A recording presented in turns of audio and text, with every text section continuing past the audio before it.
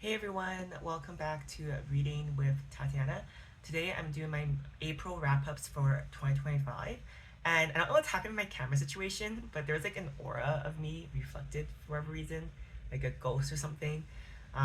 So ignore that. I don't know why that's happening. But anyways, for April I got to read 6 books. I have joined yet other book club. This is with my running group of friends. We're gonna focus on like books about women in sports or women athletes or about running.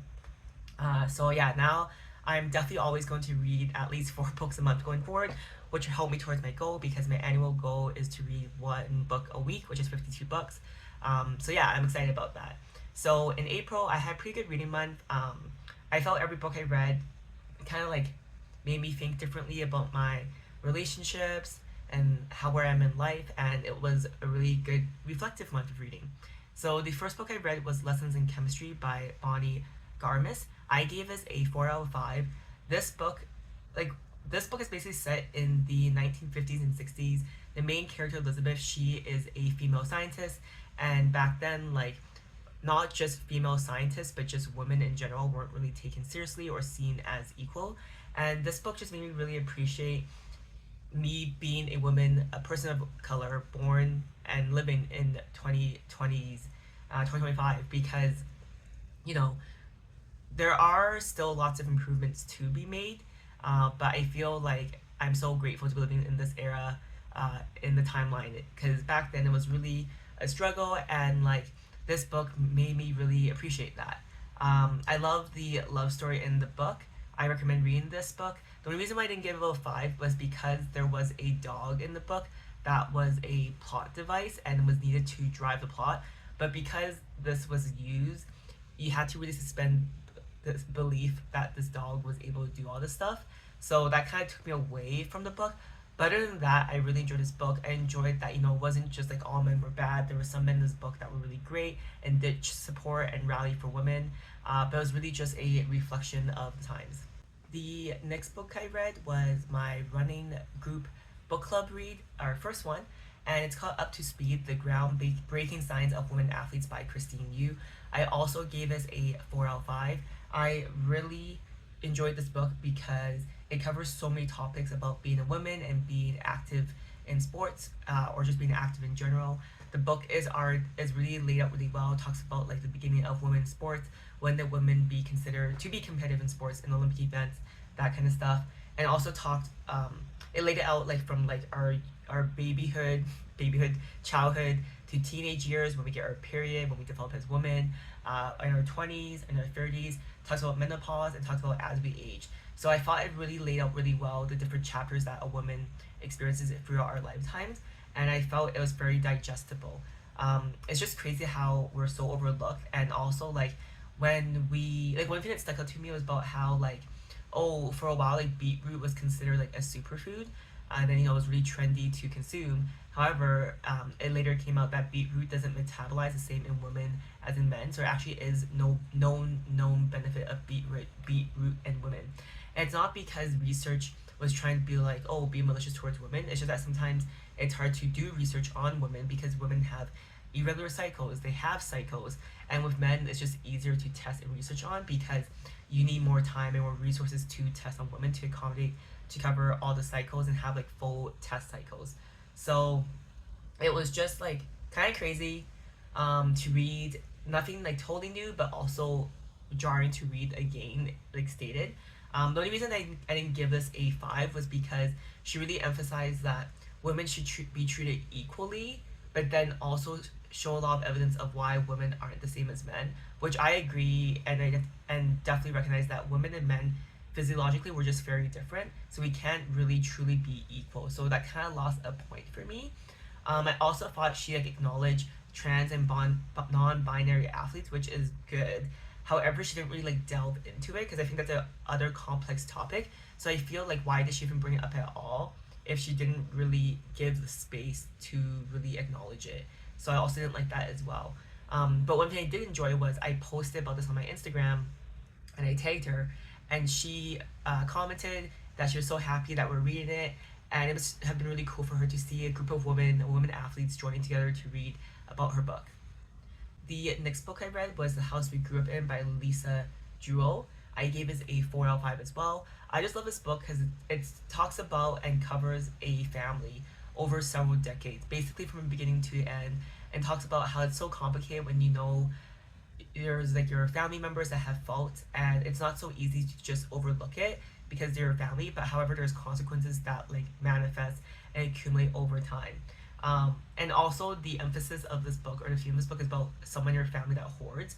And this book was just gave me a very visceral reaction when reading about the mother who hoard, and how she really used it as a coping mechanism for the trauma that she and the family dealt with, and how it got worse and worse. And it was just like a really good book. I really enjoyed it. I recommend it if you're kind of into a family oriented drama kind of book.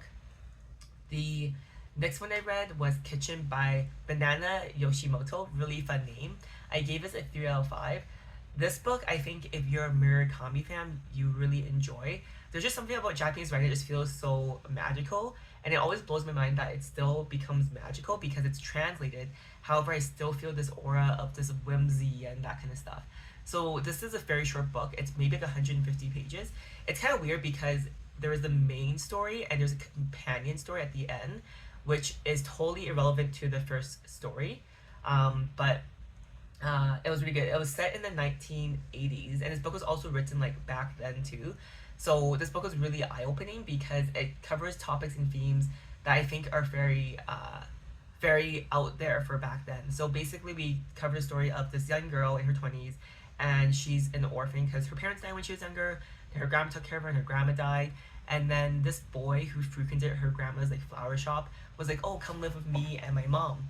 And when this girl lives with this boy and his mom, the mom is actually formerly a man. So not a transgender because it's the 1980s. I think it's more of a transsexual, which is kind of like an outdated term. I know, don't cancel me, but I think that is accurate for what it was back then. Kind of like cross-dressing, did surgeries, but slightly different than transgender, I believe.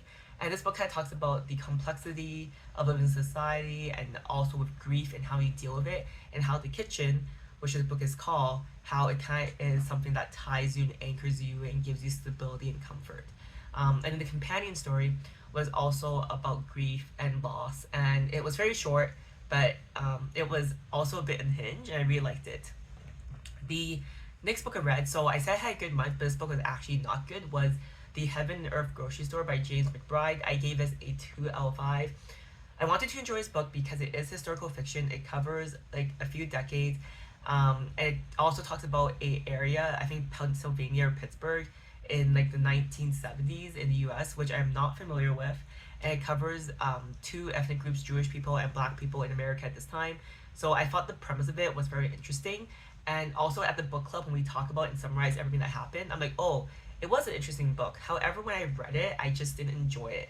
And I think that's really important, right? Like the story has to be interesting and also has to be well written. And I felt like this book when I was reading it, it just felt like a chore. I was like, okay, there's so much description. I'm reading it, I'm reading it, I'm reading it. And finally, when something happens, I'm like, oh, finally, something happens to drive the plot. But then it happens so suddenly and then just moves on. And like, then I'm back into reading again. This book was definitely a struggle.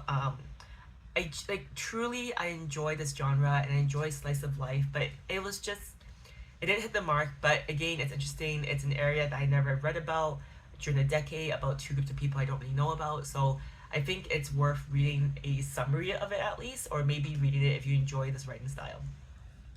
The last book I read is Real Americans by Rachel Khong. I gave this a 4 out of 5.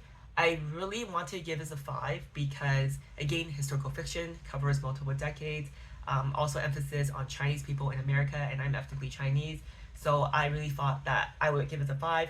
When this book started, I really thought that way because, set in the early 2000s at first, talked about a love story, but wasn't too cheesy, no smut, and I really got into it. And then there's obviously something happening because we've also found in the future that these people aren't together anymore. And then it fast forwards to this couple's child when he's an adult in the 2020s. And this book, yeah, it had a lot of promise, and I like how it covered these two different timelines.